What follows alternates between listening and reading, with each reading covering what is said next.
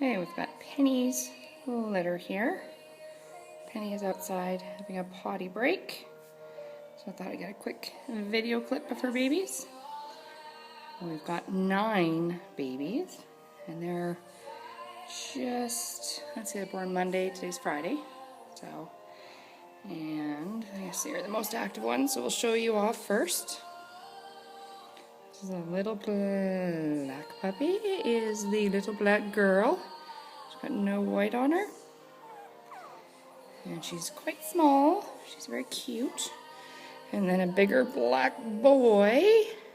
Hello. Hello, little black boy. And then we've got a brown one here. And the brown one's a little girl. That's Mom knocking at the door. And we've got this cream boy. And the unique thing about him is he was actually born with black points. Most of the time, they're not born with black points. They have cream points and they go black in the first week of life. He was born with black points, so that's kind of unique. And then his sister, cream girl. And we've got our reds there. Start on this end. Oh, we go, little girl. Very cute. And then what we got here? I think another girl, if I recall. Yes. Sorry for the out of focus.